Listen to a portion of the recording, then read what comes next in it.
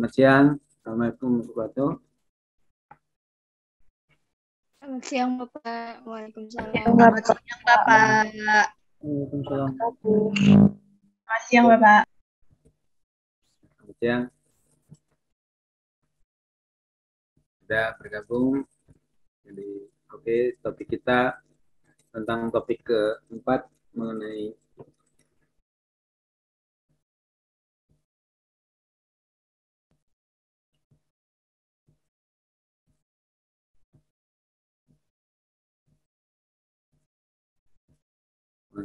sejarah studi komunikasi. Barangkali ada yang mau didiskusikan? Silakan.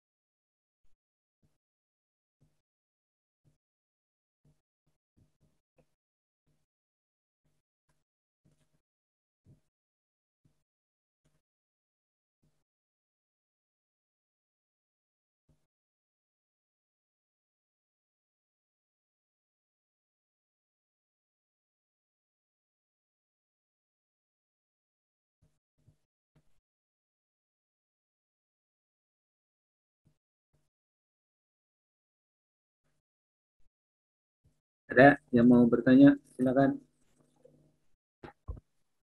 Pak, saya izin bertanya. Sebelumnya perkenalkan, Pak, nama saya Ajeng Desi Ramadhani, NIM C283.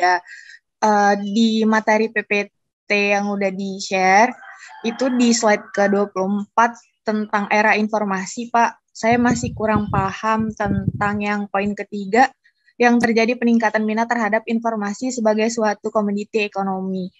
Itu maksudnya komoditi ekonominya itu gimana ya, Pak? Saya masih kurang contohnya, Pak. Slide 24. Terima kasih, Pak. Mana ya?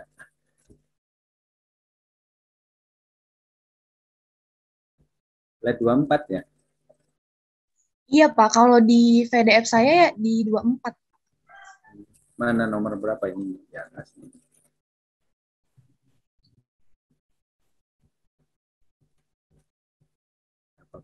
Alamat. Tentang apa itu? Tentang era informasi, Pak.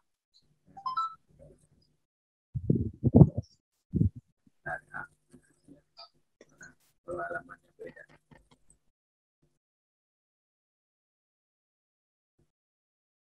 Agak di depan ya.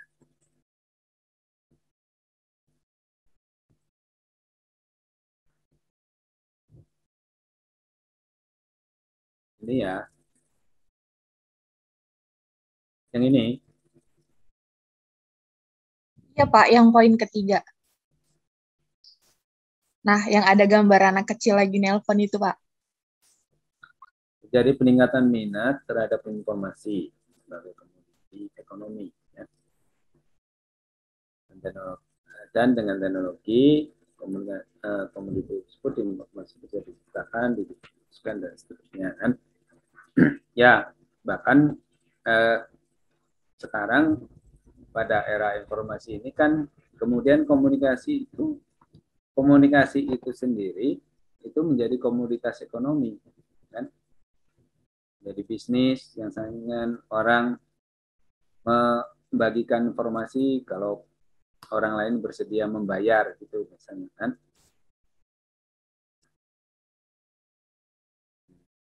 Jadi komunikasi itu sendiri atau informasinya itu sendiri kemudian menjadi komoditas ekonomi. Nah, jadi kemudian atau bahkan misalnya kan sekarang ada big data gitu ya.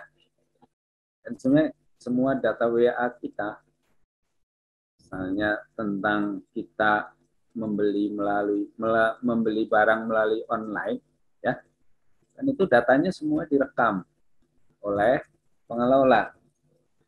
Dan kemudian dari data itu maka bisa dianalisis, ya, oleh ahli pengelola big data, dianalisis menghasilkan kecenderungan tertentu, ya.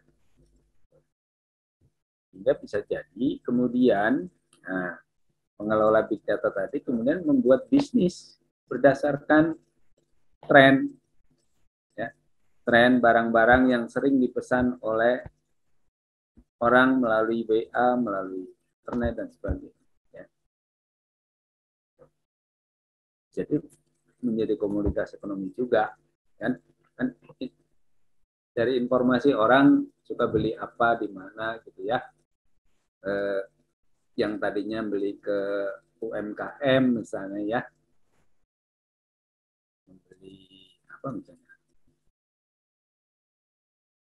ya, bisa sepatu, bisa tas, bisa dompet ke UMKM, ya. Tapi nanti kemudian ada polanya yang seperti apa jenisnya, dan kemudian pemilik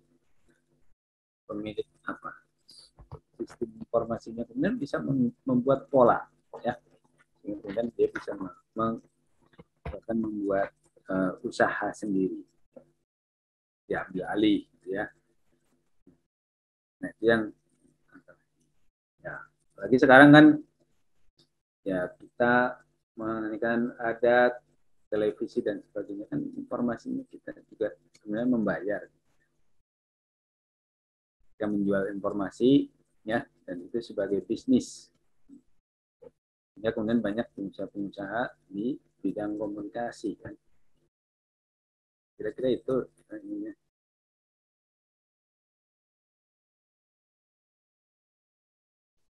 Halo? Iya, Pak. Ya. Baik, terima kasih, Pak. Mantap lain gitu, ya. Oke, yang berikutnya. Halo Pak, saya ingin bertanya tentang yang integrasi yang poin kedua. Di situ kan tertulis komunikasi itu signifikan dan merupakan aspek unik dari perilaku manusia, bukan sebagai suatu manifestasi psikologis, sosiologis, atau politis dan pengalaman manusia. Itu maksudnya seperti apa ya Pak? Terima kasih. Integrasi. Iya Pak. Jadi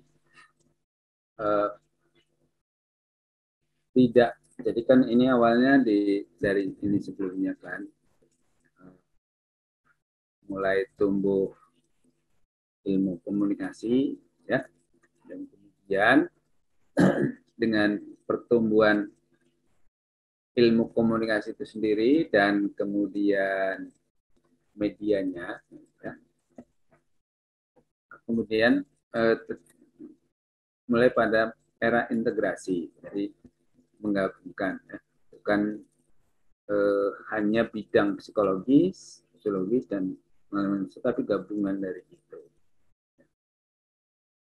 Sehingga kemudian di situ, ya, maka orang perlu mengintegrasikan berbagai media tadi, ya, untuk menggunakan supaya bisa mempengaruhi, ya, orang atau supaya orang bisa saling berhubungan, ya, dengan orang lain, ya, di berbagai titik dunia.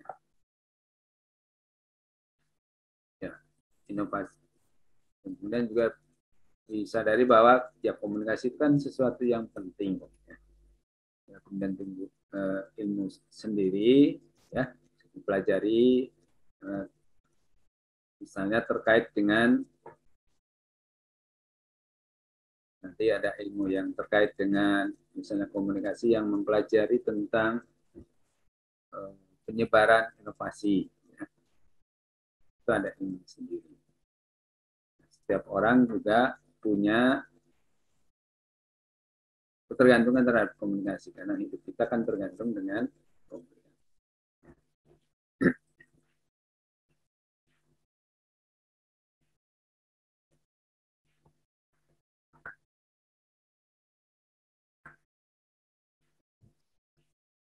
Sudah dipahami? Silakan. Iya, bisa Pak. Terima kasih.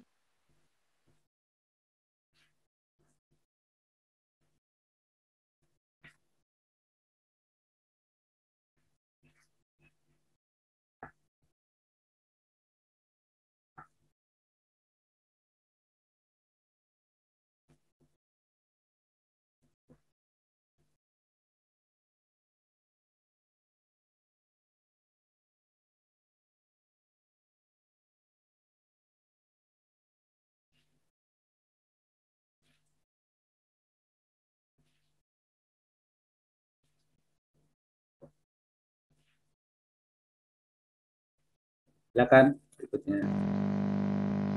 Halo Pak, Ya. saya Astika. Izin bertanya Pak, pada perkembangan komunikasi di Indonesia itu kan digunakan untuk pertama itu adanya peningkatan kreativitas penggunaan teori atau konsep komunikasi. Nah, salah satu contohnya itu banyak diterapkan pada penelitian dalam konteks konglomerasi media. Di sini maksud dari konglomerasi media itu apa ya Pak? Saya masih kurang paham Pak. Terima kasih. Di halaman berapa?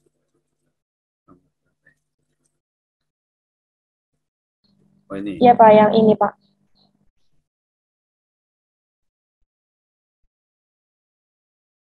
Ya, konglomerasi media kan sekarang media yang makin lama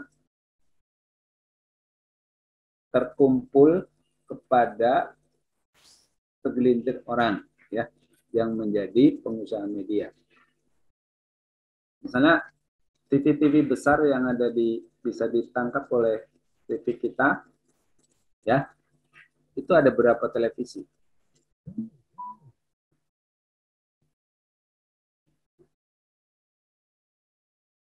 Misalnya gini, kan dulu ada yang swasta ya. Yang swasta itu kan mulai dari RCTI, SCTV, terus dulu ada TPI, nah Televisi Pendidikan Indonesia, yang kemudian ada apa? Sekarang ada Global TV, ada apa lagi? Metro TV, ya. Tapi kemudian kan secara perlahan TV-TV itu dibeli oleh seseorang, ya. Sehingga ngumpul misalnya pada satu orang. Itu termasuk itu juga. Bahwa sehingga kemudian informasi atau media kita dikuasai oleh segelintir orang saja. Hanya sedikit orang, ya. Kan sebenarnya RCTI, terus apa lagi? Global TV ya, Trans TV, apa lagi? Satu lagi, itu kan sekarang udah digabung ya dalam MNC Group, ya kan ada ini. Nah itu termasuk juga menjadi bahan penelitian juga, ya. Nah, bagaimana komunikasi yang tadinya media perusahaan-perusahaan komunikasi yang tadinya banyak perusahaannya kemudian secara pelan juga kemudian digabung sehingga tinggal sedikit pemilik ya pemilik perusahaan media komunikasi.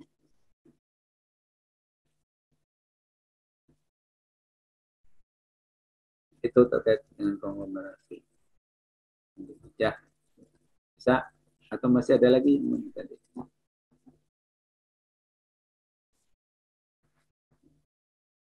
Baik Bapak, bisa dipahami. Terima kasih Pak. Ada yang kurang nggak? Yang belum dijawab? Sudah Pak, sudah terjawab. Terima kasih Pak.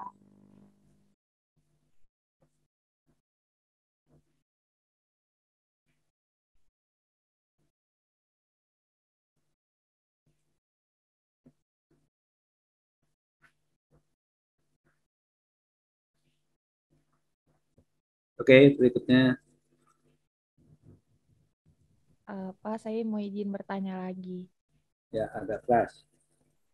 Saya Ajeng Desi Ramadhani, NIM C283.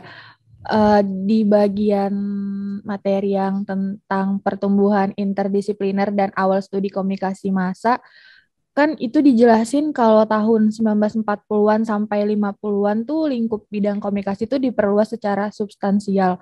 Kalau zaman dulu Pak secara substansial, kalau sekarang itu gimana ya Pak perluasannya gitu? Makasih Pak. Cakupan yang diteliti itu menjadi makin isi yang terkait dengan komunikasi yang diteliti itu makin banyak, ya, diperluas. Jadi substansi atau isi yang diteliti itu atau aspeknya juga makin luas, gitu ya. Makin banyak aspek yang diteliti dan cakupan itu areanya, gitu ya. Kan misalnya terkait dengan tadi misalnya koran, misalnya koran itu bisa kan ada juga yang secara khusus meneliti tentang apa isinya konten saja ya, konten tertentu di media massa atau mungkin sekarang konten tertentu di internet misalnya yang terkait dengan isu-isu tertentu pada bulan tertentu ya, itu berdasarkan konten ya. Nah, dulu banyak penelitian yang ya media massa koran kita itu punya perhatian nggak terhadap dunia pertanian ya. Ya, sehingga kemudian diteliti berdasarkan kontennya, misalnya setiap media massa itu secara rutin memberitakan atau memuat informasi tentang pertanian enggak? Berapa persen dari semua luas korannya ya, itu memuat informasi tentang pertanian itu misalnya terkait dengan konten. Sekarang orang bisa meneliti tentang informasinya, tentang siapa saja yang terlibat. Sekarang ada orang yang secara khusus meneliti jaringan komunikasi, gitu ya.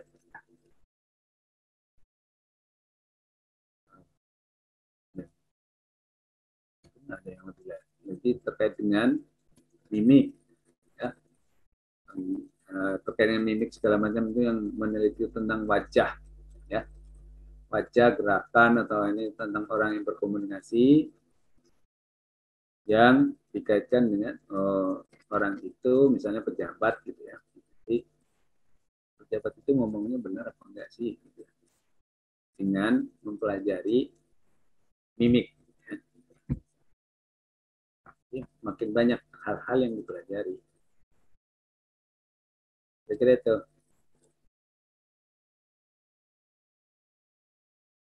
Bisa dipahami? Bisa Pak. Terima kasih banyak Pak atas jawabannya.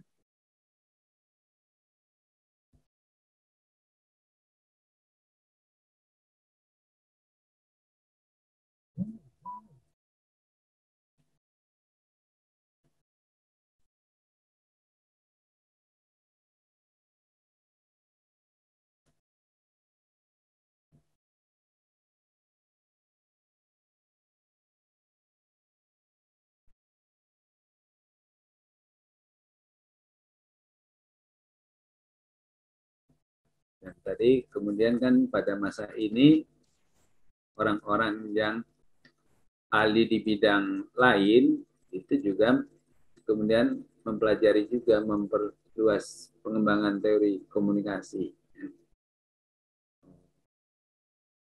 Saya tadi dikatakan apa? SRAM itu ahli apa?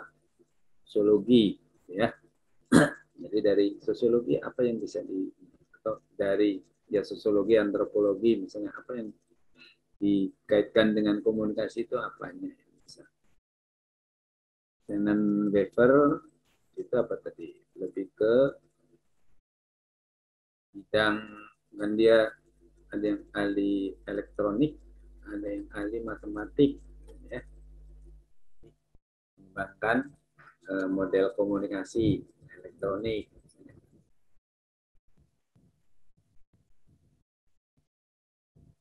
Oke, berikutnya silakan.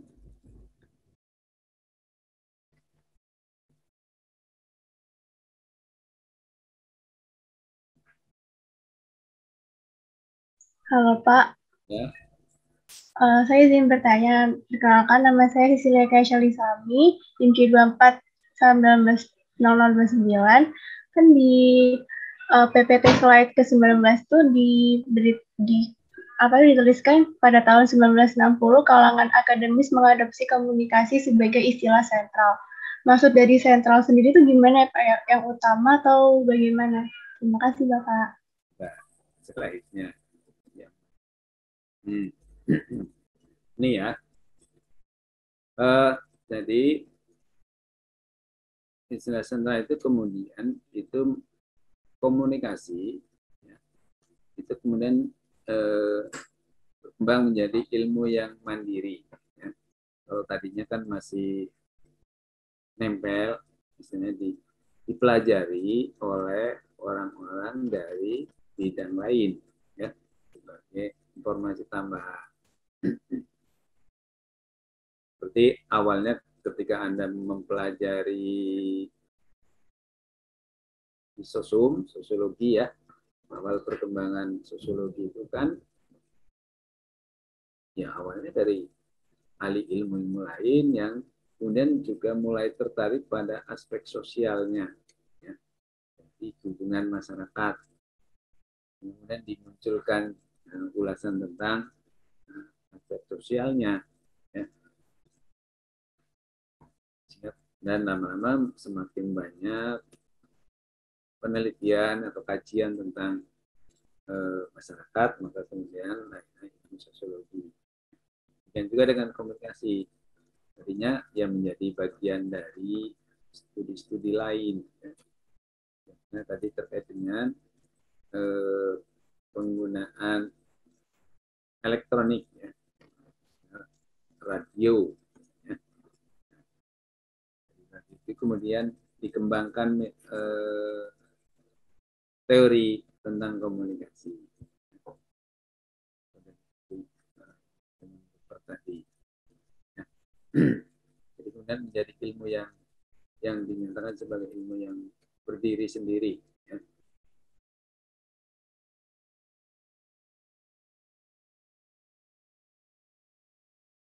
Itu sentral.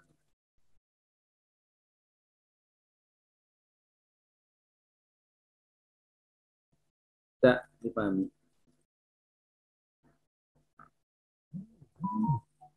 Ya Bapak, terima kasih banyak.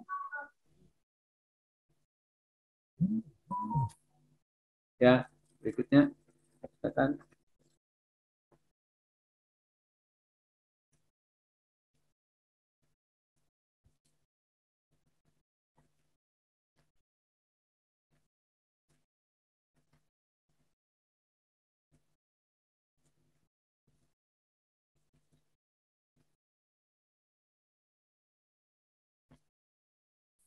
Halo Pak. Ya. Ya, izin masuk. Sebelumnya perkenalkan nama saya Siti Hasanah, NIM C231. Izin bertanya terkait sejarah komunikasi yang kelima, yaitu pertumbuhan dan spesialisasi pada tahun 1970-an. Nah, ini mungkin bisa dijelaskan terkait pendapat dari Arvin Esau, yaitu tentang dinamika kelompok, dan yang poin D adalah Rogers dan Schumacher, ya, yaitu terkait difusi inovasi. Mungkin bisa dijelaskan lebih lanjut, Pak. Begitu juga dengan contohnya, begitu, Pak. Terima kasih. Oke. Jadi yang terkait dengan dinamika kelompok, ya. Jadi ya sekarang banyak penelitian tentang dinamika kelompok. Ya. Kan terkait dengan kegiatan pembangunan, ya. Kan pemerintah di banyak negara juga berpikir bahwa ya dengan dibuat kelompok masyarakat penerima program pembangunan itu akan diharapkan akan lebih efektif. Ya. Nah, apakah hasil pembangunan itu akan berkelanjutan atau tidak? Ya, dalam jangka dekatnya berhasil atau tidak dalam jangka waktu tertentu, apalagi berkelanjutan tadi, maka juga ditentukan oleh dinamika kelompoknya. Ya. Jadi ya dinamika kelompok kan sebenarnya kurang lebih mengukur ya bagaimana sih istilahnya apa, kehidupan kelompoknya. Ya. Apa kelompoknya itu hidup, ada gaungnya, ada kegiatannya, ya, dan sebagainya, apa tidak. Nah, misalnya dalam kaitan dengan dinamika kelompok, kita meneliti pertama sebenarnya tujuan dibentuknya kelompok, misalnya terkait dengan tujuan kelompok, maka dengan dibentuknya kelompok, anggota kelompok paham nggak terhadap tujuan kelompoknya tadi? Ya. Betul-betul paham apa enggak?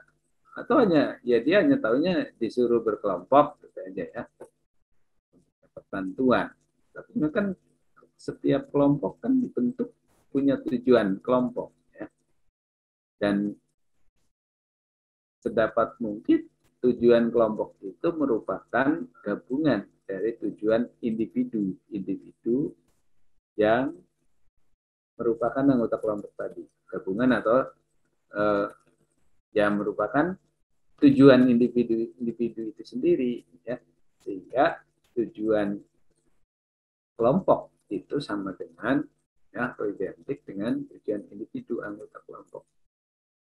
Ketika tujuannya sama, ya kelompok diharapkan akan bisa hidup karena ya tujuannya kan sesuai dengan tujuan atau keinginan dari anggota kelompok. Ya. Kejelasan tugas, struktur, kemudian kekompakan kelompok, ya kelompoknya kompak nggak anggotanya. Terusnya itu ada 9 indikator ya, termasuk misalnya yang terakhir agenda terselubung atau tersembunyi ya, hidden agenda. Nah, apakah misalnya sebenarnya tujuan kelompok yang dituliskan di yang pertama tadi itu tujuan yang sebenarnya atau bukan, atau sebenarnya ada hidden agenda ya. Tidak disebutkan, tapi semua anggota memahami sebenarnya itu tujuannya di situ ya. Ya tujuan kelompok yang dituliskan secara formal itu hanya sebagai tujuan antara ya, atau tujuan supaya bisa ikut dalam satu program tertentu, sehingga tujuan yang tidak disebutkan atau yang disebut tadi bisa dilaksanakan. Itu dinamika kelompoknya. Jadi ya biasanya semakin dinamis satu kelompok, ya tujuan kelompoknya akan tercapai. Ya. Misalnya tadi anggota kelompoknya kompak, semua berpartisipasi dengan sukarela, ya, antusias, ya. Itu contoh.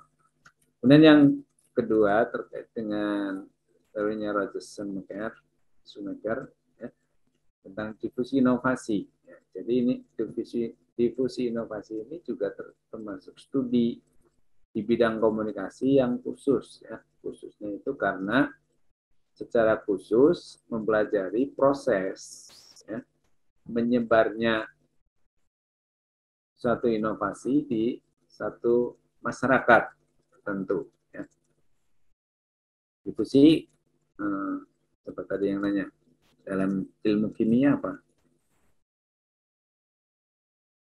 Pengertian dari difusi itu sendiri dalam ilmu kimia yang dimaksud oleh Bapak, begitu Pak? Ya, yang Anda pahami. Kan Anda pernah praktek tentang difusi ya? Di pelajaran kimia apa difusi itu? Kalau dari pelajaran kimia, difusi itu berarti peristiwa mengalirnya atau berpindahnya satu zat gitu Pak, dalam pelarut dari konsentrasi yang tinggi ke konsentrasi yang rendah gitu Pak. Misalnya tinta dimasukkan ke air kan, kemudian tinta itu menyebar kan? Iya Kan? Pak. Iya. Nah, kira-kira itu. Nah, tapi yang menyebar itu bukan tinta, tapi inovasi. Ya. Nah, proses menyebarnya itu dari siapa ke siapa, melalui apa, gitu ya. Nah, itu yang dipelajari di dalam divisi inovasi. Misalnya kalau petani tentang, misalnya apa sekarang? Terkait dengan pertanian organik, kan ada pestisida nabati misalnya ya. Siapa duluan yang mengetahui tentang pestisida nabati di petani, masyarakat petani di suatu desa atau suatu nagari ya, atau suatu kampung, dusun ya, satu banjar atau satu mukim. Nah, di situ kemudian pelajari, dari situ kemudian menyebar ke siapa ya, melalui cara bagaimana menyebar yang dipelajari di dalam ini yang difusi inovasi. Dan ketika sesuatu yang baru, tidak semua langsung orang tahu kan.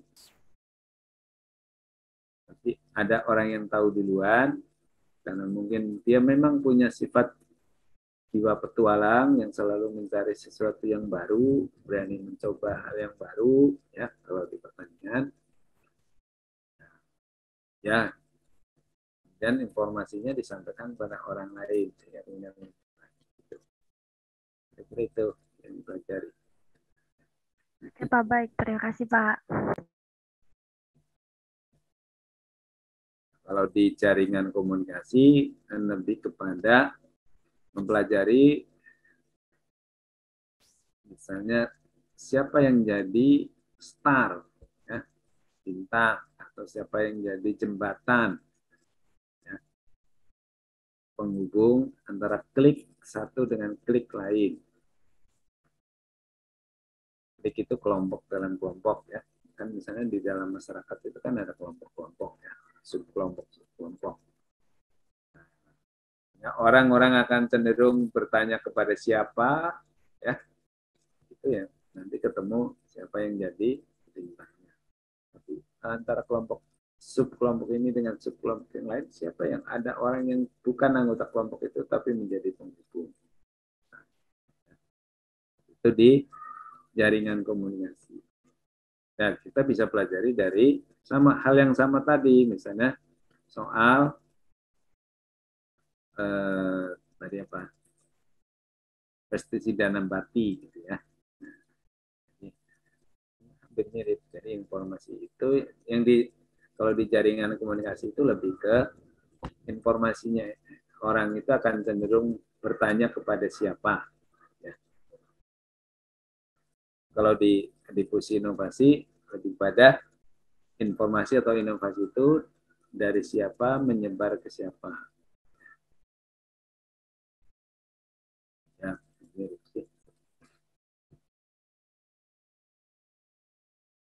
oke. Ada lagi?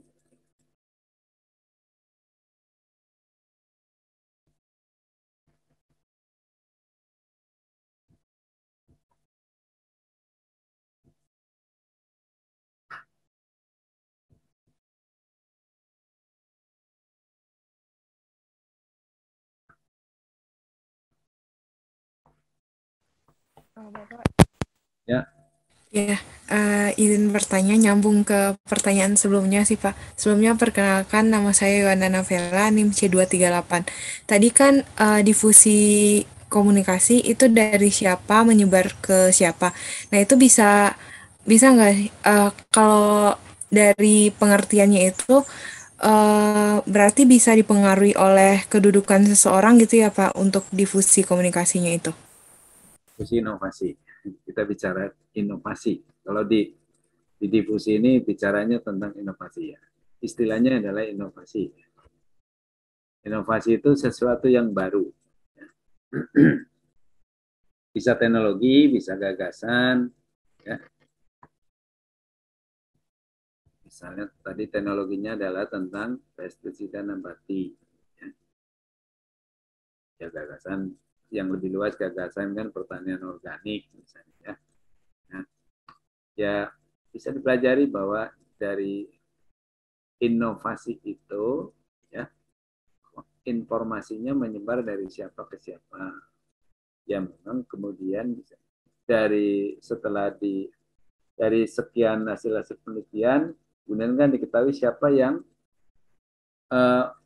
orang yang seperti apa sih, punya ciri karakteristik seperti apa sih orang yang cenderung ya mendapatkan informasi inovasi itu lebih dahulu dan siapa yang cenderung belakangan. Ya.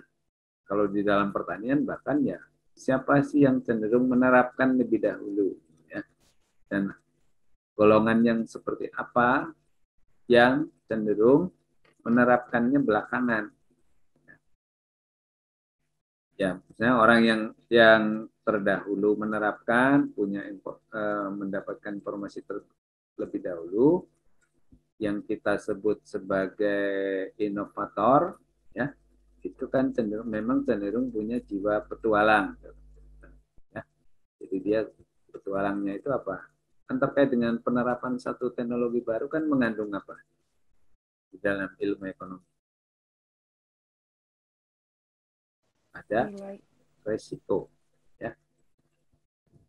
Kalau Anda di di peternak perikanan ya. Misalnya meskipun Anda bukan budidaya perikanan kan, budidaya perairan perikanan. Manajemen sumber daya perairan, Pak. Ya, maksudnya kan yang lebih ke ini ya, di budidaya ya. Ini namanya program studinya budidaya perairan kalau yang budidaya ya. Misalnya menerapkan teknologi baru ya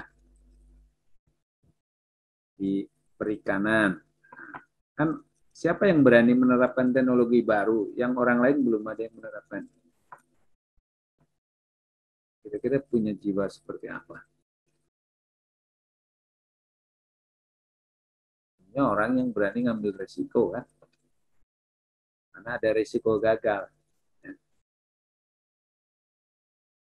Nah, misalnya kalau saya di pertanian, kan basis saya dulu Faperta gitu ya. Misalnya kita sekarang ada sistem tandur jajar legowo. Ya.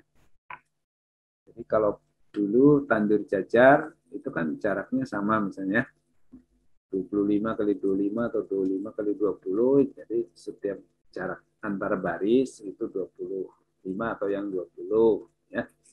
Terus saja. Tapi di dalam tandur jajar legowo kan misalnya setelah 4 baris ya, maka baris kelima dikosongkan. Nanti baris ke-10 dikosongkan lagi, baris ke-15 dikosongkan lagi, dihilangkan tanamannya ya. Nah, kan kalau secara perhitungan sebelumnya ya dengan baris dikurangi, kenapa produksinya lebih tinggi? Ya, kalau orang belum tahu jawabannya kan nggak berani. Atau orang belum membuktikan, belum ada bukti belum ada bukti yang dia lihat, ya orang mungkin belum berani. Tapi ada orang yang berani. Dia bukti hitungannya. Kenapa dengan tandur jajar legowo yang jumlah barisnya itu dikurangi, tetapi produksinya lebih tinggi. Apalagi kalau 21 ya. 21 itu legowo super, jarwo super. Jadi dua baris ada tanaman padinya, satu baris kosongkan, dua baris ada jalur tanaman padi. Ya. Jadi jalur ketiga, jalur keenam, jalur ke-9 itu dikosongkan. Kan makin banyak yang kosong. Ya. Tetapi ternyata bahwa misalnya jumlah anakannya itu jauh lebih banyak. Seteris paribus, jumlah malai padinya kan lebih banyak. Ya. Sehingga secara total nanti hasil panennya lebih tinggi.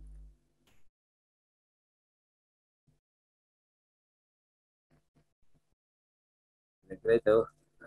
Nah, sementara petani yang lain mungkin cenderung menunggu karena dia tidak berani mengambil risiko. Ya lihat dulu kalau sudah ada petani-petani lain yang menerapkan dan semuanya yang dia lihat itu memang menunjukkan hasil yang lebih tinggi, baru dia berani ikut menerapkan. Itu di difusi ya. Jadi seperti di tetes tadi tinta ke dalam air, ya, maka tempat jatuhnya pertama kali tinta itu ke dalam air itu yang kita sebut inovator, ya. Misalnya kita jatuhkan tepat di titik tengah, ya. Nah, kemudian kan tinta itu menyebar makin jauh, gitu ya, makin ke ujung. Nah, yang ujung-ujung itu kan yang kita sebut di difusi ini yang tidak berani mengambil resiko sehingga dia menerapkannya belakangan.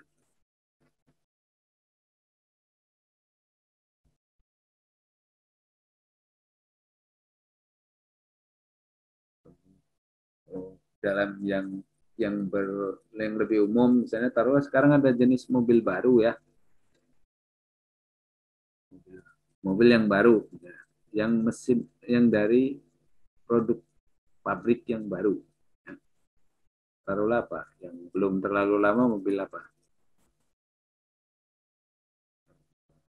Yang dari Cina.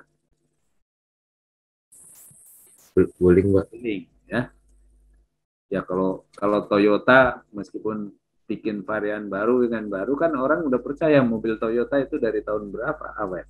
Kan? Toyota udah keluar tahun berapa?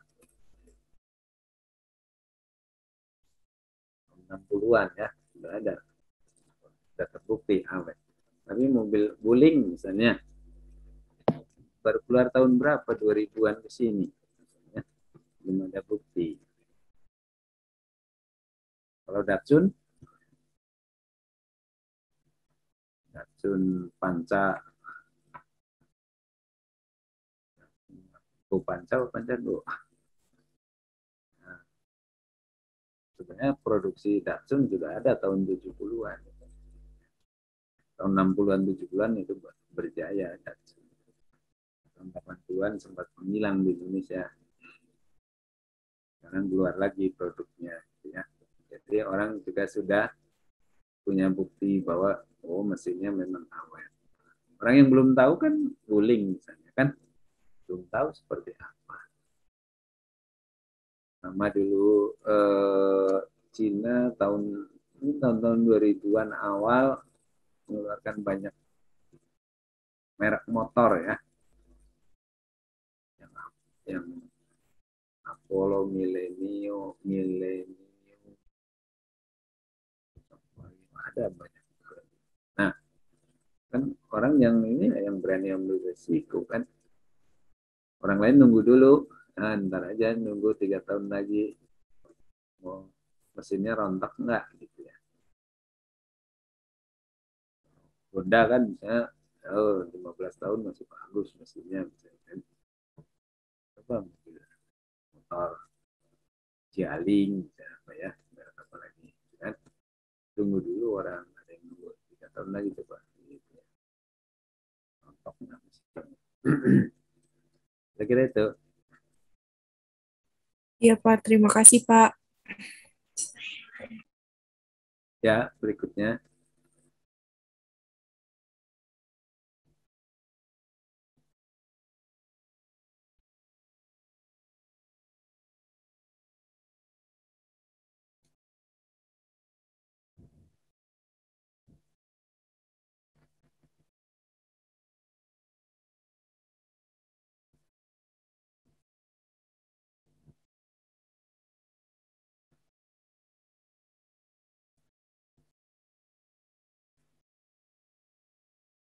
Masih ada?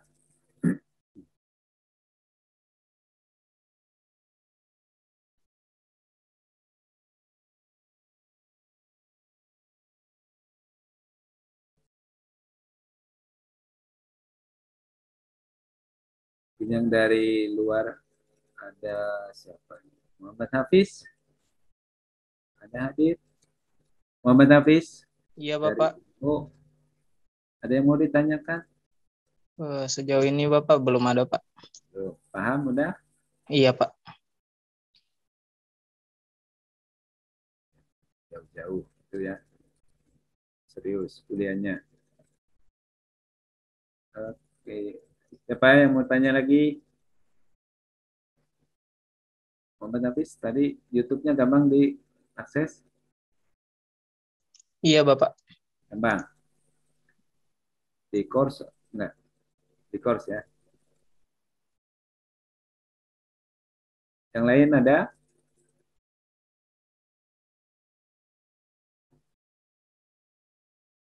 Suci Febri.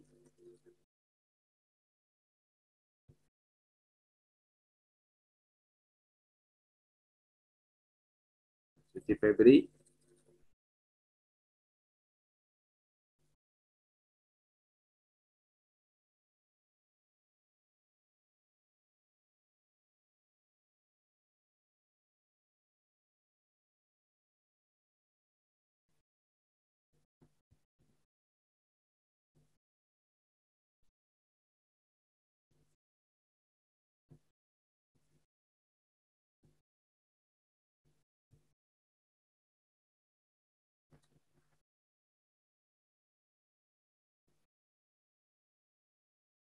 Kalau ada lagi yang mau tanya,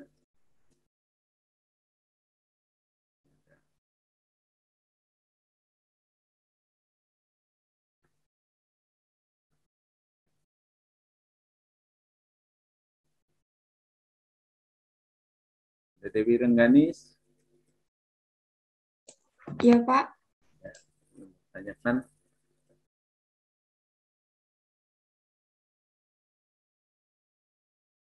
Adakah?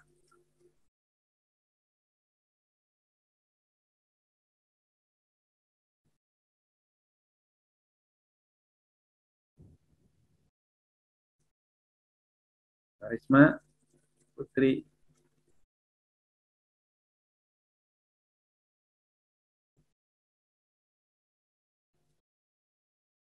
Karisma ada? Hadir, Pak. Iya, ada yang tanya. Sampai saat ini belum ada, Pak. Hendrikus. Kalau dari saya belum ada, Pak. Belum ada, Pak. Firdi. Firdi juga.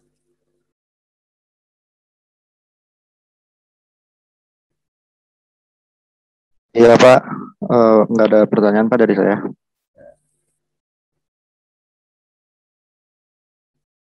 Kalau ada silakan. Yang lain.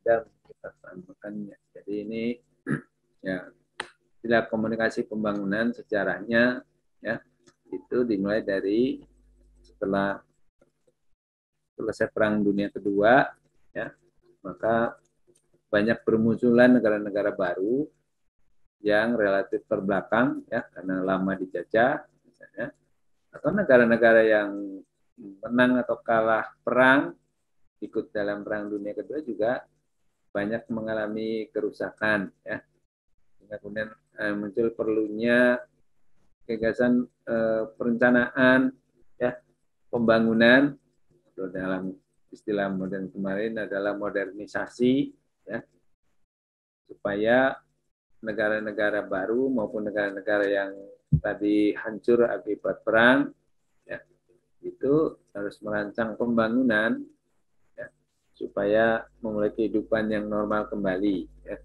Timbul adanya pertumbuhan ekonomi ya, dan menggunakan teknologi sehingga kemudian diharapkan ada pertumbuhan ekonomi dan kemudian perekonomian masyarakatnya hidup ya, menjadi lebih bergairah, menjadi lebih ada denyut nadi ekonominya ya, dan masyarakat menjadi lebih sejahtera ya.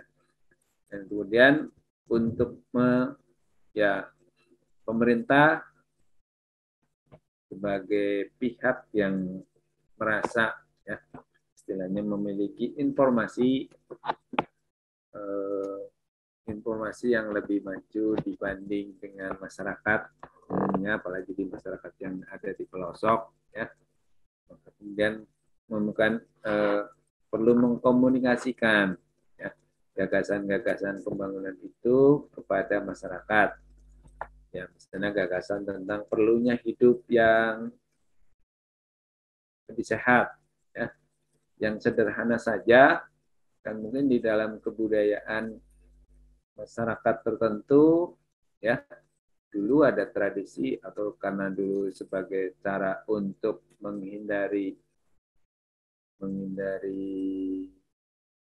ini dari penjajah, maka rumah-rumah misalnya tidak ada ventilasinya ya, maka kemudian ada program rumah sehat ya, sekedar membongkar sebagian dinding rumah, kemudian desain ya ada jendelanya sehingga sinar matahari masuk ya, dan juga ada sirkulasi udara.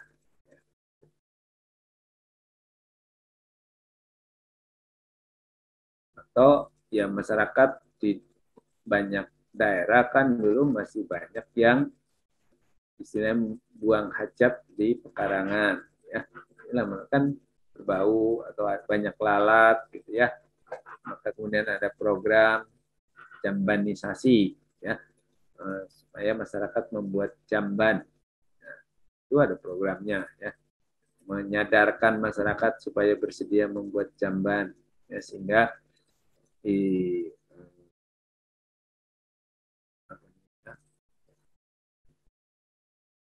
kotorannya tidak berbau kemana-mana, tidak dibawa oleh lalat, sehingga kemudian dibawa ke nasi, misalnya menyebabkan penyakit, gitu ya. Nah, itu antara lain. Nah, jadi mengajak masyarakat supaya hidup lebih sehat. Ya. Jadi itu dengan memanfaatkan komunikasi ya untuk mengajak masyarakat dengan bersedia ya menerapkan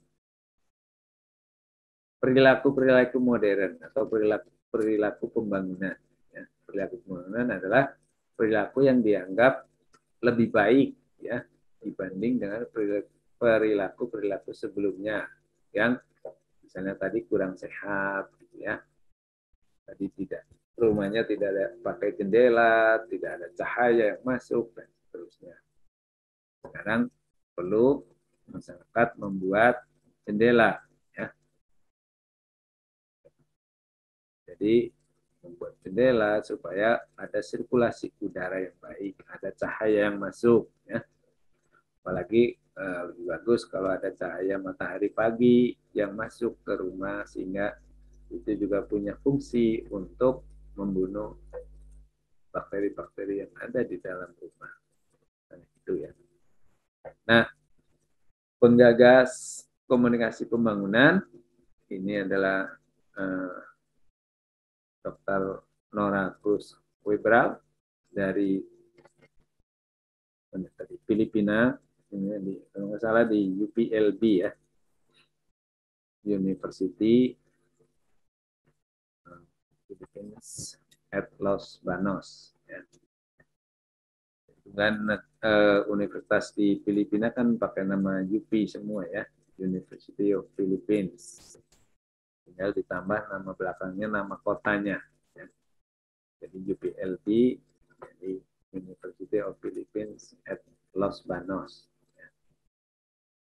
Itu tempat kuliah tadi Pak Juara yang memberikan PPT bernarasinya, bertemu dengan yang bersangkutan. Itu saya kira terkait dengan komunikasi pembangunan. Ya, tentunya yang dimanfaatkan ya media-media komunikasinya di berbagai negara tentunya ada ragam variasinya. Ada yang menggunakan radio, ya, ada yang menggunakan metode komunikasi linear, ya.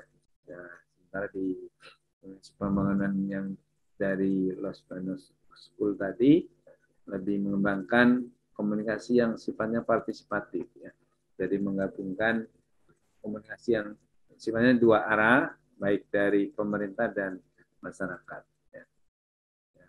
Tentunya dengan harapan dengan adanya umpan balik dari masyarakat, maka pembangunan yang dijalankan oleh pemerintah di satu daerah tertentu atau masyarakat tertentu itu akan lebih efektif. Ya. Misalnya soal membangun, kalau di dalam agribisnis ada pasar agribisnis, ya. Nah itu kalau pemerintah punya rencana kemudian tidak didiskusikan dengan masyarakat, bisa jadi lokasi pembangunan lokasi pasar agribisnisnya itu tidak strategis, ya, sehingga tidak banyak dikunjungi oleh masyarakat karena lokasinya tidak strategis, ya. Nah, ya masyarakat malas untuk datang ke daerah itu, misalnya karena terlalu jauh atau tadi bukan di tempat strategis, itu di tempat dekat perempatan gitu yang banyak dilewati oleh orang. Ya. Nah itu contoh.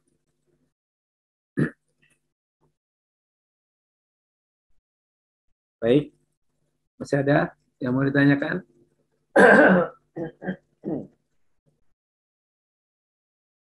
Silakan. Ya, Indonesia banyak menggunakan radio, televisi, ya, yang tentukan relatif bisa mengurangi kendala karena kasus PBH, kasus PH, ya, buta huruf, ya, atau sebenarnya pernah belajar calistung tapi sudah mulai lupa lagi, ada kendala membaca, ya, maka ada penggunaan radio, televisi itu lebih. Ya, di Indonesia misalnya penggunaan koran masuk ke desa itu baru belakangan, ya, setelah televisi itu. Baik, ada yang mau disampaikan?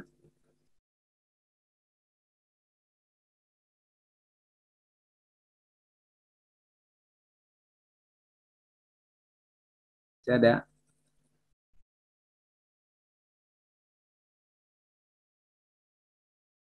Cukup?